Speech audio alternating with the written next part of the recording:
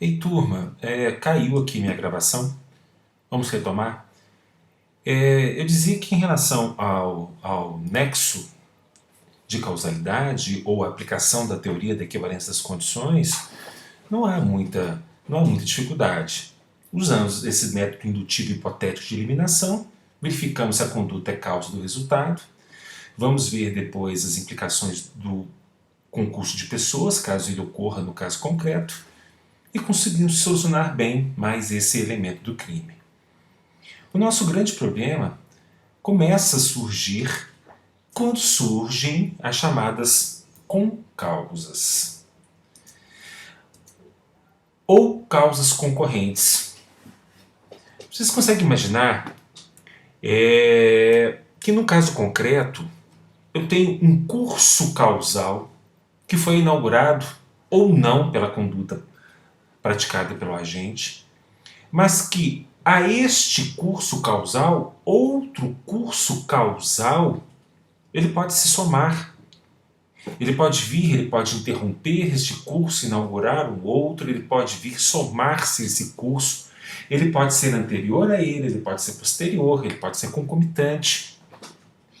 Existem várias e várias e várias hipóteses que podem ser trabalhadas que ilustram justamente como que funcionam essas concausas ou essas causas concorrentes. E o grande trabalho que nós vamos ter é o de, diante de uma causa concorrente, como que nós devemos aplicar o direito penal no caso concreto.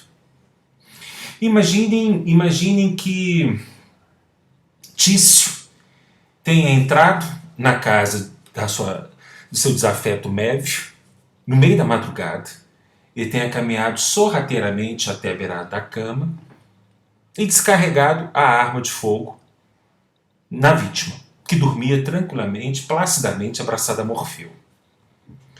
Tempos depois, já durante uma investigação policial, vem uma perícia e essa perícia constata que a vítima ela tinha sido, anteriormente aos disparos de arma de fogo efetuados por Tício, envenenada, e que no momento que ela sofreu os disparos de arma de fogo, ela já estava naquele processo de morte em razão do envenenamento, e que ela morreu não em razão dos disparos efetuados, mas sim daquele envenenamento pretérito. Olha que interessante. Eu tenho duas causas que trabalharam, que atuaram na produção do resultado, que visavam a produção do mesmo resultado, que era a morte da vítima. Só que são duas causas totalmente independentes uma das outras, mas que existiram e que concorreram para a produção de um resultado. Imagine o inverso. Imaginem que eu tenha envenenado a vítima Mévio, deixado ela em casa morrendo. Depois do envenenamento, uma outra pessoa entra na residência e profere disparos de arma de fogo contra ela. Eu só estou invertendo aqui a perspectiva. A minha conduta foi anterior à nova causa que foi posterior. Eu tenho aqui uma hipótese de concausa. Eu tenho aqui duas causas concorrentes. Imagine que alguém esteja produzindo disparos de arma de fogo contra a vítima, que ao tentar fugir cai num bueiro e morre em razão da queda. Ou tem esse exemplo doutrinário que eu acho assim horroroso: a pessoa está fugindo de disparo de arma de fogo e se esconde debaixo de uma marquise. Eu não sei por que se esconde debaixo da marquise. Mas enquanto ele estava ali escondido debaixo da marquise, a marquise cede e cai em cima daquela pessoa. Olha que interessante. Novamente, eu tenho duas causas contribuindo para a produção do resultado. Eu tenho causas concorrentes.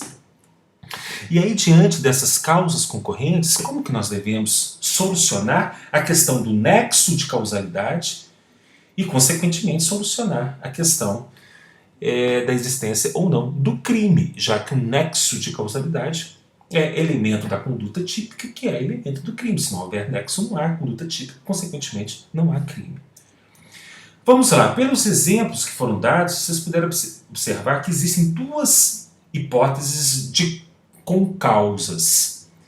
Existem as concausas chamadas absolutamente independentes, são dois cursos causais que caminham paralelamente, um curso causal não toca no outro, e essas concausas sempre observando do ponto de vista do agente. Eu estou analisando a conduta praticada por Tício. Então, em relação à conduta praticada por Tício, houve uma outra concausa? Houve.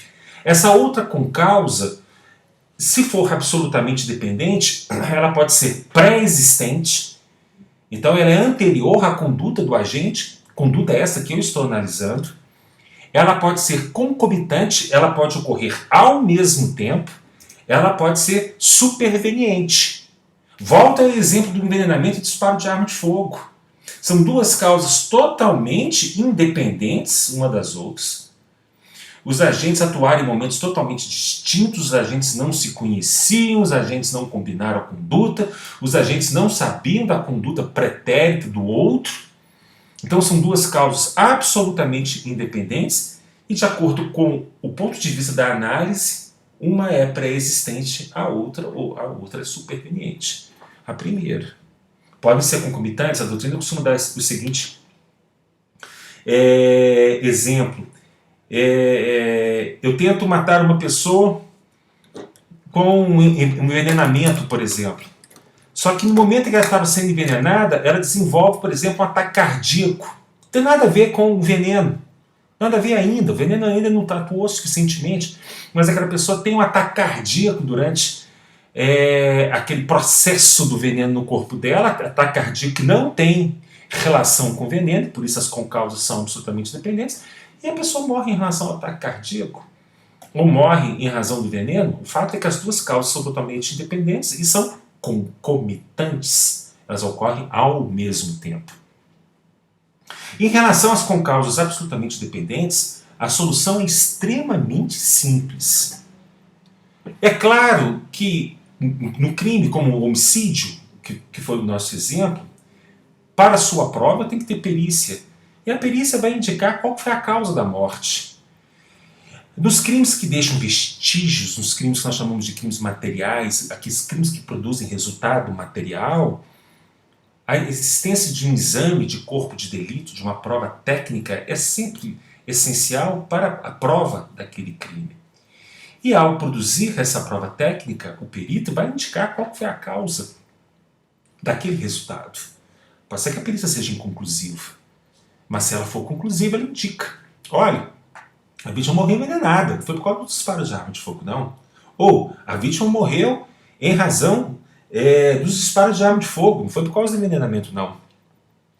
Se a perícia ela é conclusiva, indica efetivamente qual foi a causa, aquele que deu causa ao resultado responde pelo resultado.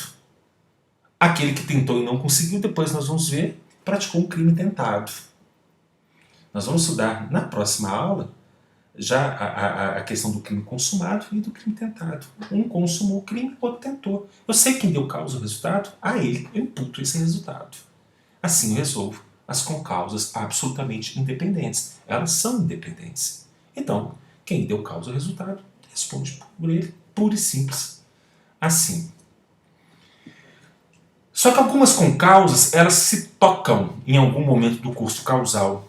O que quer dizer que a existência de uma depende da existência da outra. Quando essas concausas ocorrerem, nós estaremos diante das concausas relativamente independentes, ou relativamente dependentes, porque a existência de uma depende da existência de outra. Concausas essas que podem ser pré-existentes, concomitantes ou supervenientes, da mesma forma que as concausas absolutamente dependentes. Em relação às pré-existentes ou em relação às concomitantes, anotem aí, o resultado sempre será imputado ao agente. Sempre será imputado ao agente. Imaginem que o agente tem uma doença cardíaca pré-existente, extremamente grave. Vítima, a gente não, a vítima tem uma doença cardíaca pré-existente extremamente grave.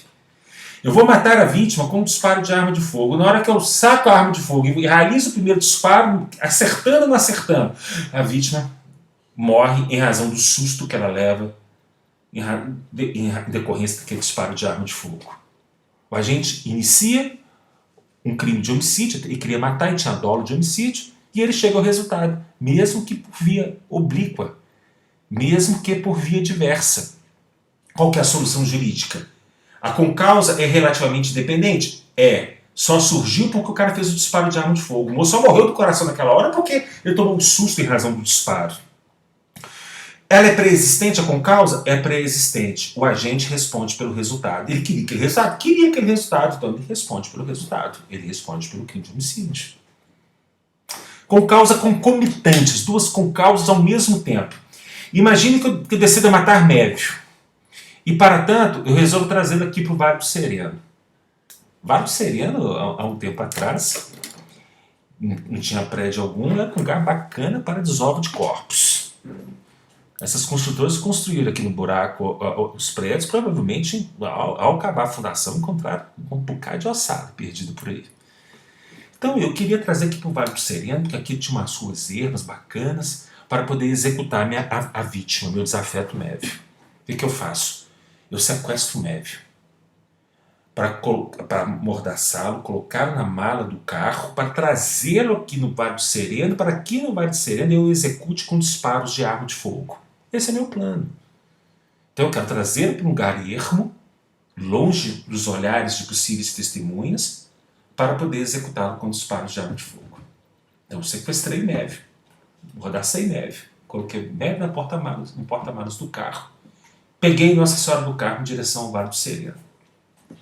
Só que o horário era ruim, era umas 6 e pouco da tarde, tinha acontecido um acidente no anel rodoviário, um engarrafamento infernal, travou tudo aqui nessa região. Gastei 3 horas para chegar. Na hora que eu cheguei no local da execução, eu abri o porta-malas do carro, o Mévio estava morto. O Mévio morreu, asfixiado no porta-malas do carro. Que crime que eu cometi? Homicídio. Vejam, eu iniciei o curso causal de um crime de homicídio. Um homicídio que seria realizado por disparo de arma de fogo. Concomitantemente a este curso causal, porque vejam, eu iniciei, mas não terminei. Eu sequestrei ele lá na porta do trabalho dele, mas eu só terminaria a execução do meu crime na hora que eu descarregasse a arma de fogo na cabeça dele aqui no Vale do Sereno. Então, o curso causal ainda estava ocorrendo, ele estava sequestrado dentro da mala do carro para ser executado no local ermo. Então, o curso causal estava ocorrendo. Enquanto o curso causal estava ocorrendo, surgiu um outro curso causal, que foi a asfixia. Então, ele é concomitante. Por quê? Porque a execução do crime ainda estava ocorrendo. E essa concausa, ela é relativamente dependente, por quê? O cara não morreria asfixiado se ele não estivesse no porta-malas do carro. As duas causas não são totalmente independentes, elas não são absolutamente independentes. A segunda causa só existiu em razão da existência da primeira. Só porque eu iniciei o curso causal do crime de homicídio por disparos de arma de fogo, é que houve a possibilidade de surgir a outra causa, que foi o homicídio por asfixia. Então as duas causas elas são relativamente independentes, porque a existência de uma depende da existência da outra, e elas ocorrem ao mesmo tempo. Então olhem para a tela, são concausas relativamente independentes concomitantes. Da mesma forma do que o tratamento que nós demos em relação às pré-existentes, neste caso, o agente responde pelo resultado. Ele queria chegar ao resultado morte. Qual é o resultado que ele alcançou? Morte. Ah, mas ele não gastou as balas. Que bom. Olha só, economizou as balas ainda. Não precisa nem dar os tiros. O moço já morreu antes. Tem um caso lá no escritório interessantíssimo. No dia que tiver o júri, esse processo está demorando tanto tempo, mas tanto tempo, que eu acho que vocês vão formar e não vai ter o júri. O cliente nosso estava dando uma festa na sua casa, regada a muita bebida, muita droga, muito sexo e rock and roll. Em determinado momento, esse cliente estava dentro do quarto, numa confusão com diversas outras pessoas, com diversos outros homens. Vocês imaginam, né? O que estava acontecendo. Em determinado momento, uma das pessoas resolveu que não ia brincar mais. Não quero mais. O dono da casa, indignado com a posição de um dos participantes, daquela suruba, foi até a cômoda e sapegou uma arma de fogo. Ele estava doido, uma quantidade enorme de droga, uma quantidade enorme de álcool. Apontou pro cara e falou assim: não vai sair da cama não, você vai ficar aí. O cara levantou, já foi levantando da cama e falou: vou sair sim. Ele fez um disparo. O que fez o disparo pegou um colchão, não acertou ninguém. Nem a pessoa avisada. Esse cara desesperado saiu correndo pelo quarto. Ele fez um segundo disparo. Pegou na cômoda. Na hora que ele fazia um terceiro disparo, essa pessoa pulou pela janela. Olha que interessante. Ele inicia a execução de um crime de homicídio. E não tinha terminado ainda. Ele fez um primeiro disparo, errou. Ele fez um segundo disparo, errou. E fazia o terceiro disparo, a pessoa pulou pela janela. Qual que é o problema? Ele estava no 16º andar de um prédio. Só pulou, morreu. Vejam que interessante. Nós temos uma concausa? Temos uma concausa. Essa concausa foi o salto do cidadão pela janela. Essa concausa é relativamente independente aos disparos de arma de fogo realizados pelo meu cliente? Relativamente independente. O cara não teria pulado da janela se não fossem os disparos. Essa concausa, ela é concomitante? Sim, ela ocorreu ao mesmo tempo. Ele fez um primeiro disparo, fez um segundo e ia realizar o terceiro. Ele estava no curso causal do crime de homicídio, quando a pessoa pulou. Isso quer dizer que eu tenho uma concausa relativamente independente, concomitante. Qual que é a solução? O meu cliente responde pelo crime de homicídio. Ah, mas ele não acertou os disparos. Que bom. Ele conseguiu chegar ao resultado, mesmo sem acertar os disparos de arma de fogo. Ele chegou por uma via oblíqua. Ele responde pelo resultado como se ele tivesse atingido os disparos. Então, em relação às concausas relativamente dependentes, pré-existentes e concomitantes, já sabemos qual que é a solução jurídica. Eu imputo o resultado ao agente. Essa concausa não vai interferir na solução jurídica. O resultado querido pelo agente foi alcançado? Foi. Então, esse resultado ele é imputado ao agente. Ok? Beleza? Nosso problema, ou a solução para os nossos problemas, está na terceira hipótese de concausas supervenientes relativamente independentes, que são as concausas supervenientes. Porque em relação a estas, eu tenho uma norma específica no Código Penal brasileiro. Abra o código, vamos lá no artigo 13. Agora, finalmente, nós vamos ver o parágrafo 1º. Nós vimos o parágrafo 2º quando vimos a omissão, vimos o caput agora quando estudamos o resultado, mas até então não tínhamos passado pelo parágrafo 1º. O que está previsto aí no parágrafo 1º? Está aí, olha o nome jurídico, superveniência de causa independente. Então vejam, o parágrafo 1º ele só trata de concausas supervenientes posteriores à conduta do agente relativamente independentes. Ele não pega nenhuma das 5 hipóteses anteriores. Voltem aqui. Esse parágrafo 1º não trata de concausas absolutamente independentes, ele não trata de concausas relativamente independentes, nem pré-existentes, nem concomitantes. Por isso nós já temos solução jurídica para essas hipóteses. Nas absolutamente dependentes, identificamos quem deu causa, imputamos a ele o resultado, e nas relativamente independentes, se forem pré-existentes ou concomitantes, o resultado é sempre imputado ao agente. Agora, e nas supervenientes? Qual que é a solução jurídica trazida pelo parágrafo 1º? Leiam aí. A superveniência de causa relativamente independente exclui a imputação. Quando? Por si só produziu o resultado. Os fatos anteriores, entretanto, imputam-se a quem os praticou. Entenderam? Exemplo clássico. Imaginem que eu queira matar Mévio, meu desafeto. Tocaiei Mévio, passei fogo nele, descarreguei a arma de fogo em Mévio. Deixei Mévio estribuchando, tá lá, sangrando, morrendo. Fui embora. Vai morrer. Uma boa alma passa, vê a vítima caminhando para a morte, aciona socorro, o SAMU comparece ao local. Faz ali um primeiro atendimento, dá os primeiros socorros, põe Mévio na viatura e sai desabalada a carreira em direção ao hospital de pronto-socorro.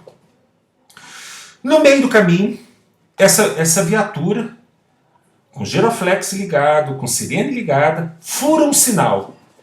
E ao furar um sinal, vem um caminhãozinho e passa por cima dessa viatura. Todos morrem na viatura. Motorista, paramédico e médico. Quando vem a perícia, que indica a causa da morte de Mévio, a causa mortis, a perícia indica que Mévio morreu em razão de múltiplos traumatismos em seu corpo. Ué, peraí, mas ele não tomou 5 disparos de arma de fogo? Mas tomou, mas os disparos de arma de fogo não foram a causa da sua morte. A causa da morte foi o acidente de trânsito. O que está dizendo o parágrafo primeiro? Primeiro, percebam, nós temos uma concausa? Claro que temos. Nós temos um curso causal que foi inaugurado pelos disparos de arma de fogo. Nós temos um outro curso causal que foi inaugurado pelo acidente de trânsito. Então nós temos concausas. Essas concausas são relativamente independentes ou absolutamente dependentes?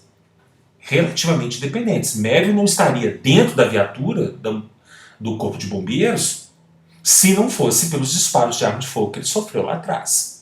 Então, uma só pôde ocorrer em razão da existência da primeira. Então, elas são relativamente dependentes. Pergunto a vocês, esse acidente de trânsito, com causa relativamente independente, é anterior aos disparos de arma de fogo? Não. É concomitante? Não. Eu já disparei os projetis e fui embora, estou lá em casa tomando uísque quando aconteceu o acidente de trânsito. Esse acidente ele é posterior à conduta praticada pelo agente. Esse acidente é superveniente. Então, se eu tenho uma concausa superveniente relativamente independente, eu tenho que aplicar o artigo 13, parágrafo 1º. A aplicação ela é obrigatória. E o que está previsto nesse artigo? A superveniência da causa relativamente independente exclui a imputação quando ela, sozinha, produziu o resultado. Opa, o acidente de trânsito foi quem deu causa ao resultado? Foi. Então, o acidente de trânsito, como com causa superveniente relativamente dependente, exclui a imputação de homicídio que recairia sobre o agente. Quem vai responder por um homicídio? Quem deu causa ao acidente. Então, se eu, motorista do caminhão, que não percebendo o giroflex ligado, não percebendo a sirene, não deu preferência legal à viatura, dei causa àquele acidente, que pratiquei homicídio culposo no trânsito, eu vou responder pelos homicídios culposos no trânsito. Poxa, e Tício, que deu 5 disparos na vítima lá atrás querendo matá-la? Vejam a parte final do parágrafo 1º. Os fatos anteriores, entretanto, imputam-se a quem os praticou. O que Tício fez e não conseguiu? Tentou matar. Então, o parágrafo está dizendo, Tício responde por tentativa. O resultado causado, que foi o resultado morte, será imputado a quem a ele deu causa. Da mesma forma como nós fazemos em relação às concausas absolutamente independentes. Então aqui eu vejo, houve a concausa? Houve. Ela é relativamente dependente? Sim. É superveniente? Ok. Eu tenho prova de quem deu causa ao resultado? Foi quem praticou a conduta posterior. Foi quem estava dirigindo o caminhão. Então a ele eu imputo o resultado. A outro eu imputo só o que ficou para trás. E o que ficou para trás, neste caso, foi uma tentativa de homicídio. Ok?